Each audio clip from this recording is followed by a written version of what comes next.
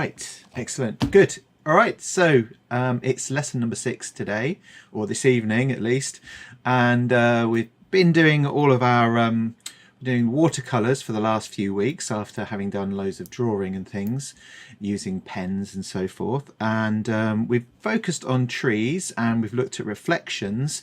Last week I got some pictures of birds, different types of birds I have to say, and we got those birds with reflections in water and things, and we talked about some different watercolour techniques as well that you can use to help you do that, including to help you paint that in watercolour. So we've got glazing, we had dragging, we had charging as well, which is where you put the water down and then apply the colour to it as well.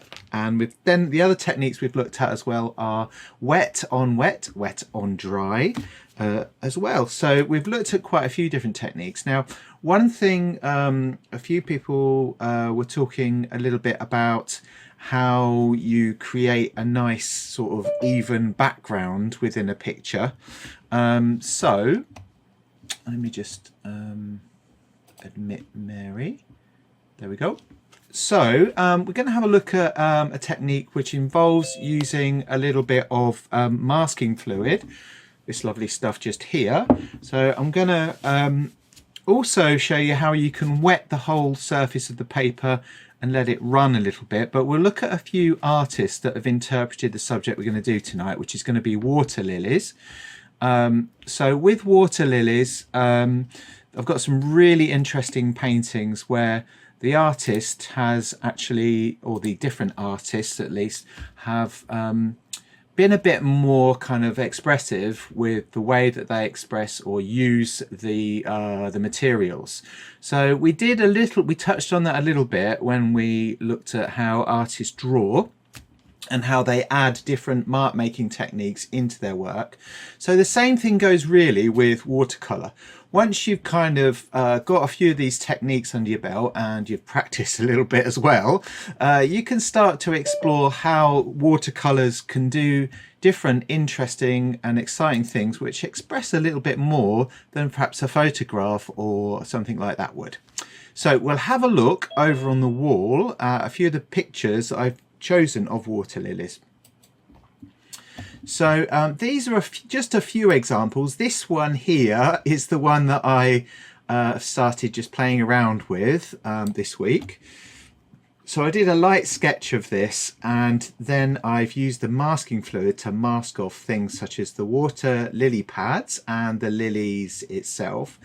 And then I've applied a background of colour over the top.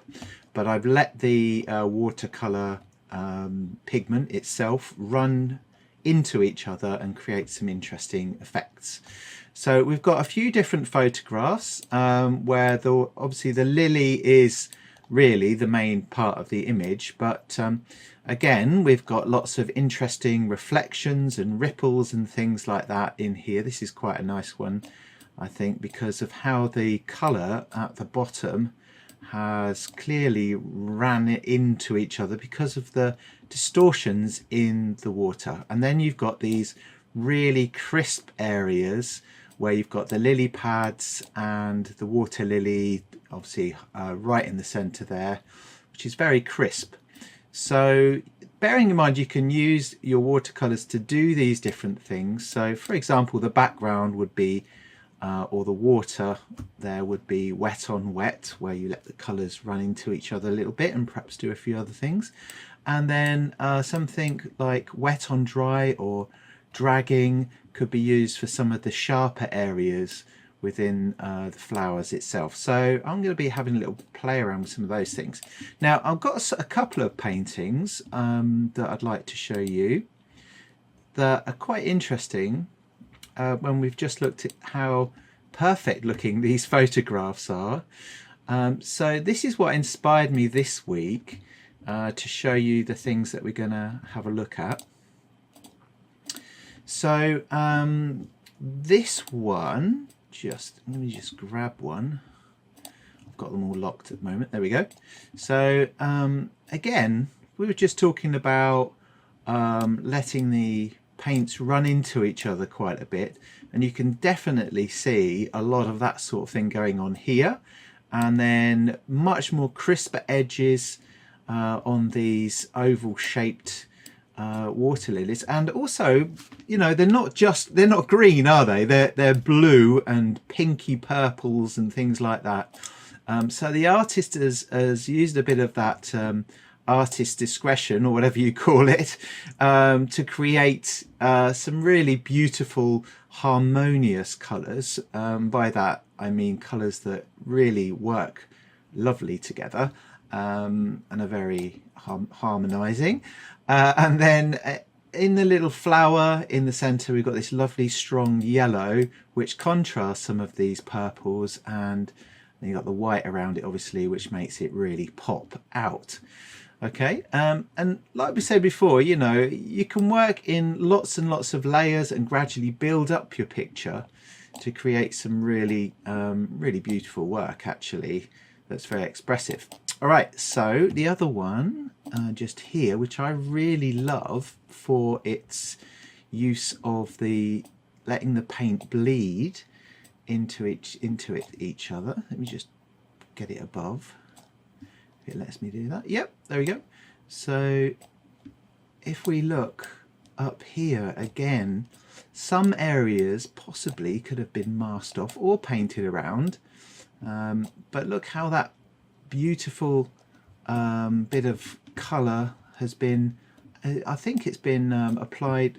There's been one layer of green underneath and then the blue over the top, and then once it's dry, and then some water on top of that, which has been allowed to drip down the paper and remove or lift some of that darker blue. So we get these really interesting watery effects. And then if we look at that lily towards the back there, how sharp that is by comparison. So that suggests perhaps that it might have been masked off. You know, it's not entirely necessary to do it, but it's a good way to ensure that you've got a nice light area of colour. Now the other one is much more kind of, there's a lot more brush strokes and things apparent in this one, which is why that one caught my eye. So I'll just bring that up to the top and we'll have a closer look at it. Oh, there's Lucy. I'll just zoom in a little bit and let her in. There we go.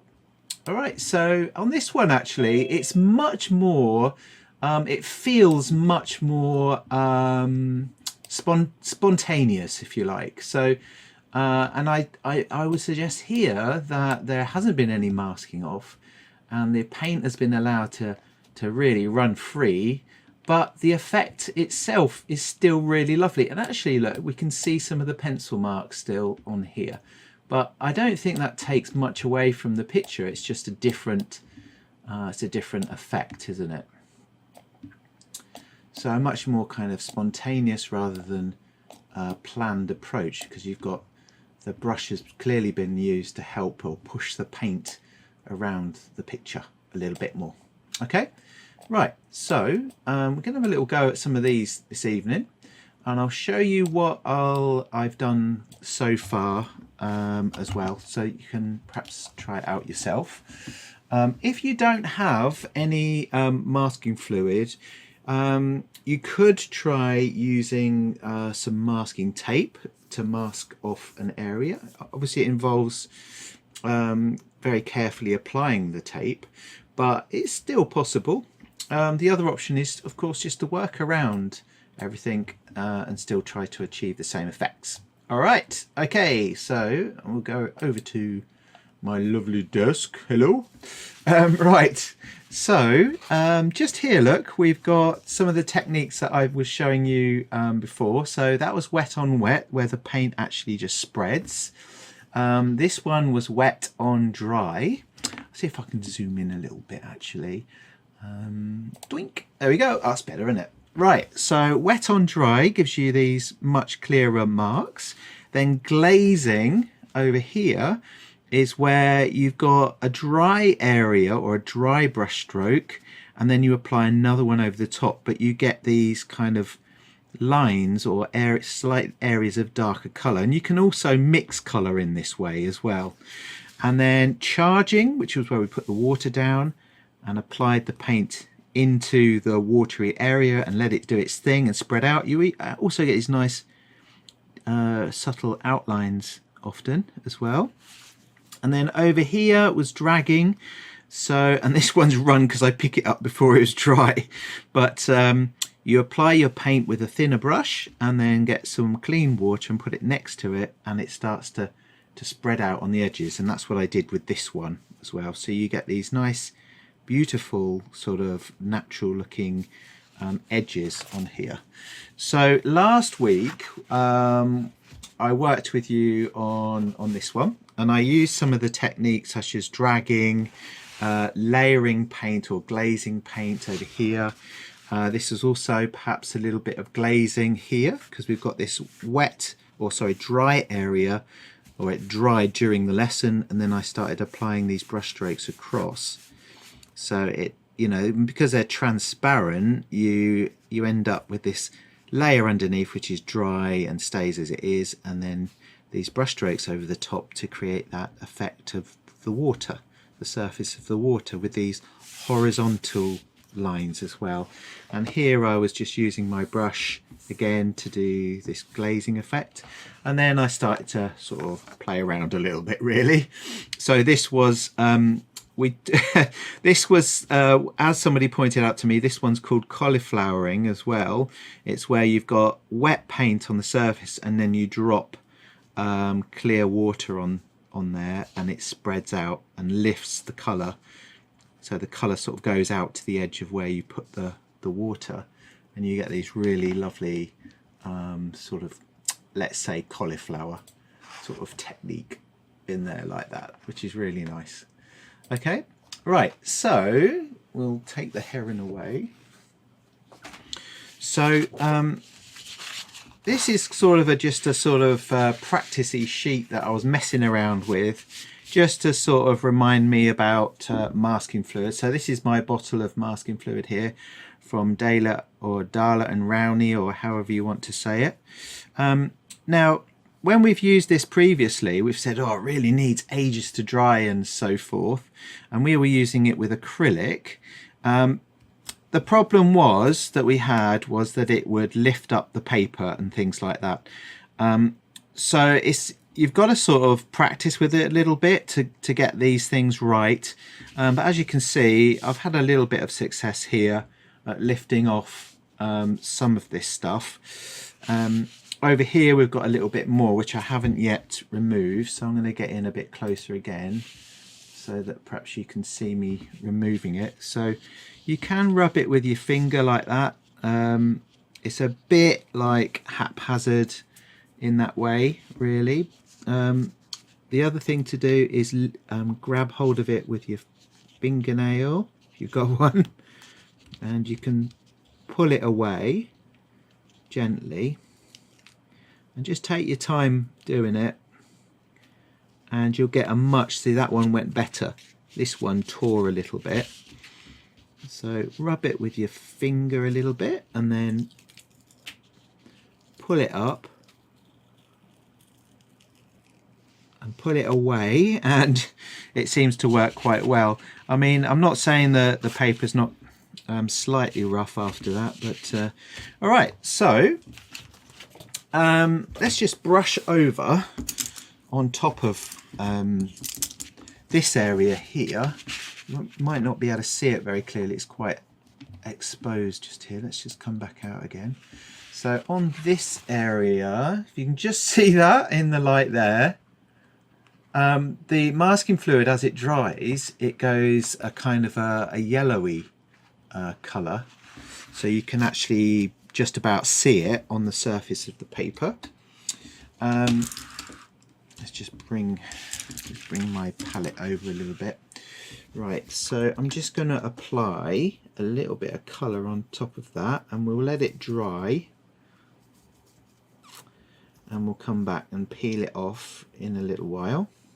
And then I'm going to show you what I did yesterday with with the paint to make it run and things and give a different effect. So when you brush over the top, because it's water and we've got, I think it's kind of a latex, it resists really nicely. So this is wet on dry at the moment, of course, the technique that I'm using to paint this on.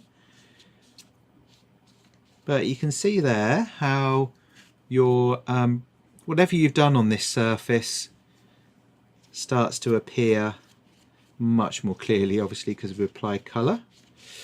Just over here though, which I haven't done this before, so it should be interesting, is I've applied some more watercolour, some more of the masking fluid over the top of an area that I'd already painted. So we've got the colours mixing, and we'll also have another layer of masking fluid on there. So it's like one of those things really, once you start playing around with things you start coming up with new ideas. So this was one that I came up with, to do one layer on top of another, which I think is really nice, like that. Okay, right, so we'll let that dry and we'll perhaps come back to that later and have a look, because it needs to dry before we can pull off the paint, pull off the colour. Now this is inspired by some of the work we were looking at previously. What I've done is I've see if I can come out a bit further again. So the colour on here, you can see it's got these wonderful sort of bleeding, blended sort of areas on here. This area is where I've masked off the water lily, and I'll bring that, see if I can, I don't know if I put it on Wonder Brush. That was from last week. Let me just, no, I don't think I've put it on yet. I'll put it on in a little bit. So on here I've masked off this area and this area. I've already pulled that one off there.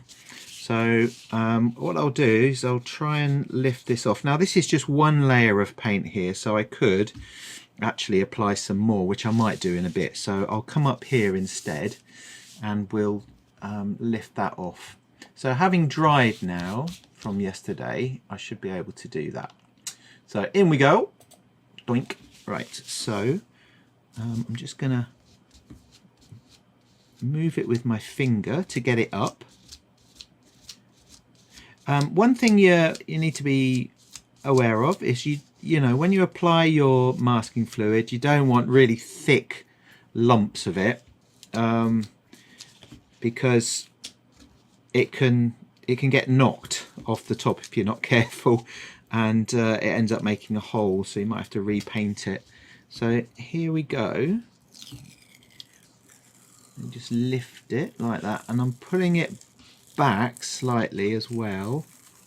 This looks like a little skin look. It's quite gross really.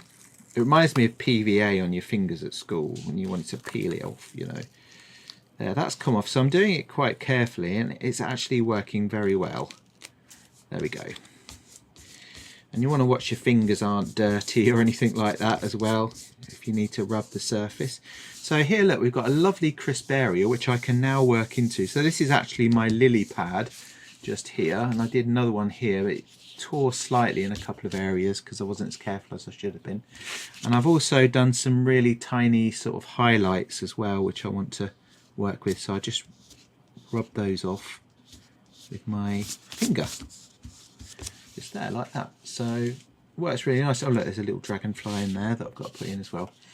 Okay, so let's come right back out again.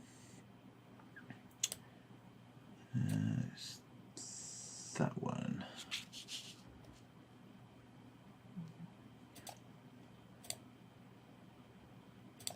There, right. So I shall probably work it back into this one, but I'm just going to show you the what I did to create that lovely effect that was inspired by some of the artworks. So first of all, what I did is I got a brush, a big brush like this one, and I haven't done any masking on this sheet, so I'm just going to sort of have a go at creating this bleeding effect. There's loads of different things you can do. You could just do drips coming down, but what I'm doing is I'm soaking the whole sheet of paper with this larger brush first of all.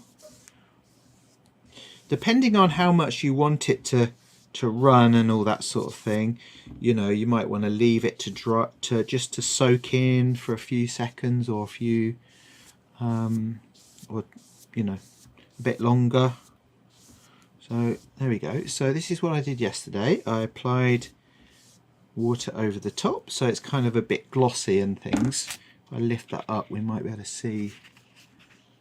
It's not doing anything like that today. Excellent. Right. Okay. So let's see what we can do. So I'm going to get some blue. So mix quite a bit of pigment. You can always add more, of course. And with this colour, I want it to be, I don't want it to be just a really bright blue, so I'm going to add a bit of this, I think it's a browny colour. There, so we've got a really nice dark sort of moody blue.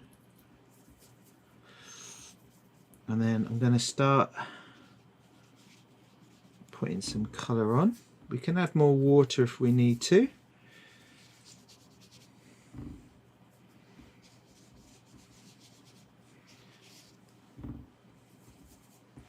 So get some more on there. So it's quite wet, this paper at the moment. And remember that the other thing to think about as well, which I've noticed quite a bit, is that watercolour tends to be dark when you use it and then get much lighter when it dries. Want some more colour on here really. There we go. And then all I did, hopefully it's as wet as it was when I did it before, was I just let these, I lift the paper and let it kind of run. The interesting thing was as well that when I added, because I'd added the there we go, I'd added the masking fluid to the paper, the water and the pigment went around it, so it created more interesting patterns and things. I'm going to put some more on. There we go. It's a going. And this is quite nice really, because you can just watch it do its thing.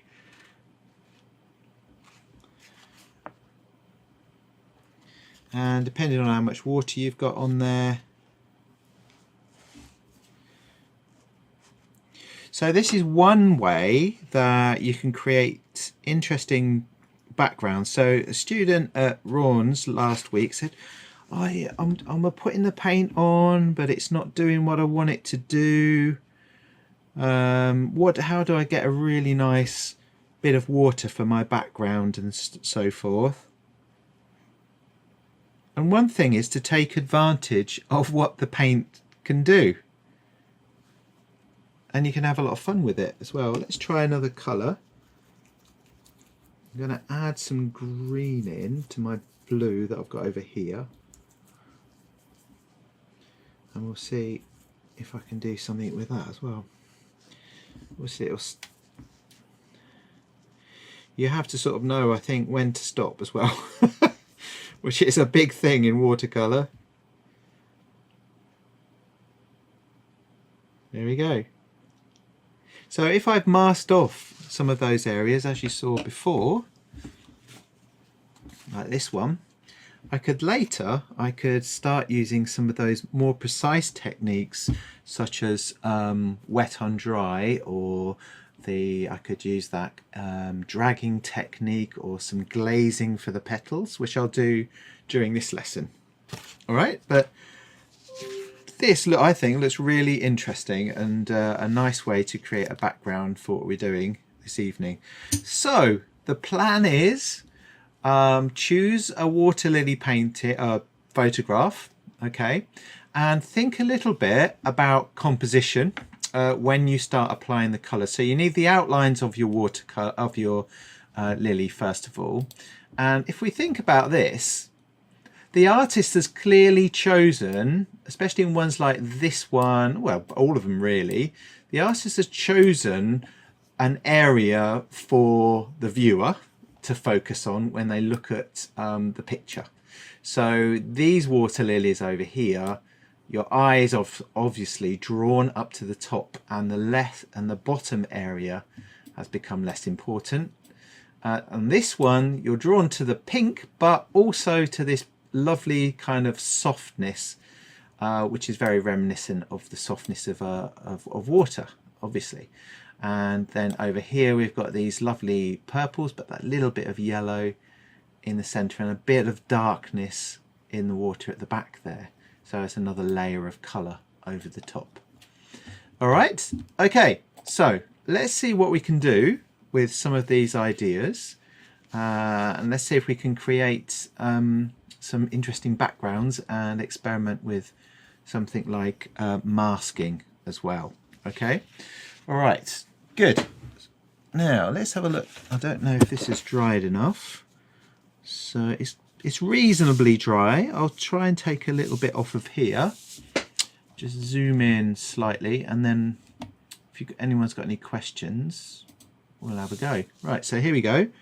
So I painted this white on quite a bit earlier. Oh look, it's lifting off the paint underneath there, so I might need to let it dry a little bit more.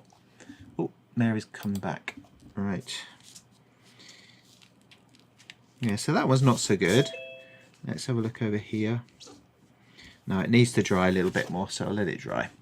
Okay, good. Now I've got another one here, so what I'm going to do today, first of all, is I'll mask this off with some masking fluid. It's a bit hard to see, such a bright, you can just about see it on there. I'm going to mask that off first of all. All right, so does anyone have questions, please, about what to do? Okay, so what I do after that is I take out the oops. So what I did after this was I started to lay out some more watercolor into the background of the image in order to build that surface up and experiment a little bit with the way that the water and the watercolor pigments can be used to layer the colors on top of each other, and also bring in some of the other elements within the photograph.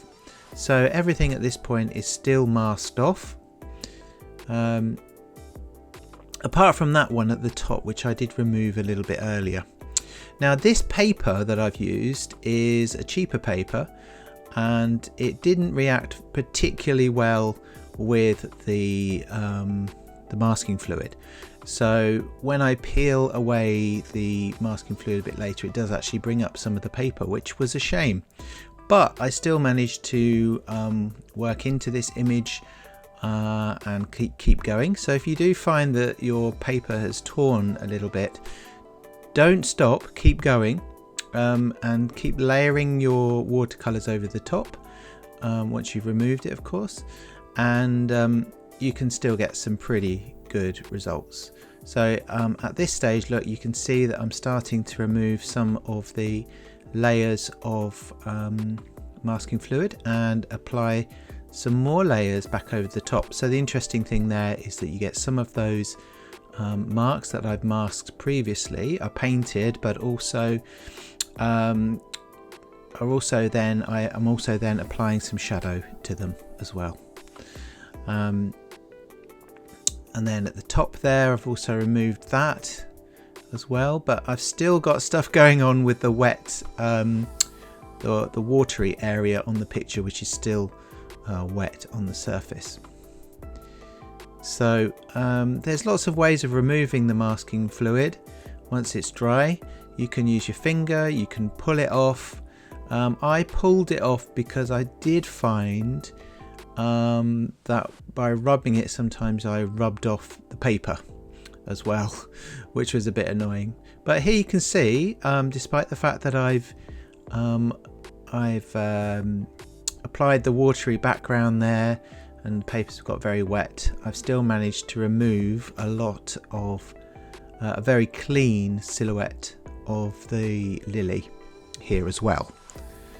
Now a lot of the surface of the paper was a little bit torn, which was a shame because it did actually create an unwanted texture to the paper. So a more professional paper will obviously work much better.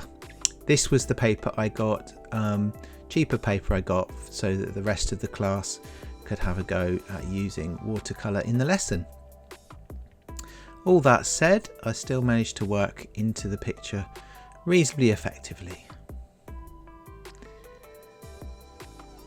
So I'm taking inspiration from some of the pictures that I showed you earlier, where the painting was much looser and more freer, rather than being very particular about the colours and so forth.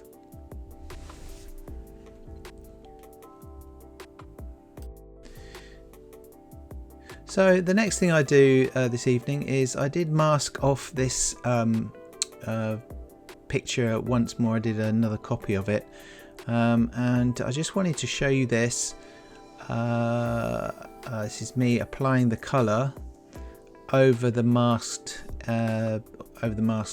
background. So I've got our original one here, which I did earlier, and then in a second you'll see me applying the colour to this blank one. So I've masked off all of the flowers. You can just about see them when I move in the right way. I think at this point I went to get some more water. There we are.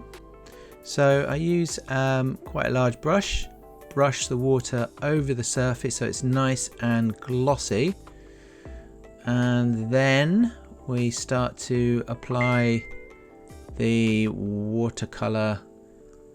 So I apply quite a lot of pigment to the watercolour here, so there's plenty of colour, because you remember the watercolour will look dark at the beginning and then it'll get dark, it'll get lighter later on as it dries. So you can see how much water there is on the surface of this. I'm just mixing a little bit more pigment into the water.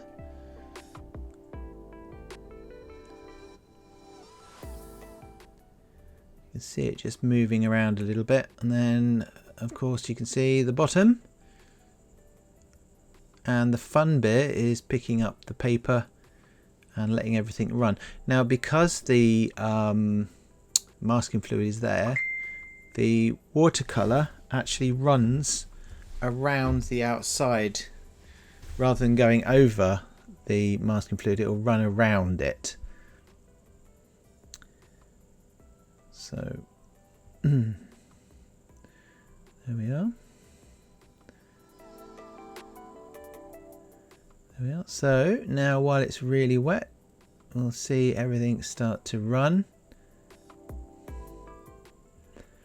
I've turned it into kind of a U shape here so we can, and you get this lovely kind of watery effect in there, which creates a nice textured background for what we're going to do. And in this picture you can see the top half is reasonably dark, the bottom half is dark, and the middle is light, which is why I chose to apply the colour in this way. There we are. So a bit later on, what I can do then is work back into this before removing the masking fluid, just like I did with the other one.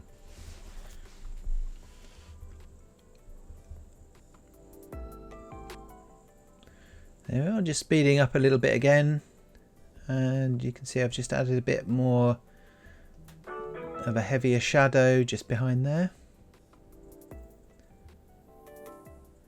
And then we look at how I've developed the piece earlier on. I don't quite finish the flower off there, but certainly had a lot of fun playing around with it. And I do come back to it the next day and add some more detail to the flower. For the ripples, I use a brush strokes around the top there, around the top of the flower, to start putting those in. And don't forget, I still haven't, in some cases, I still haven't removed the masking fluid. Anyway, I hope you've enjoyed today, and I'll see you next time.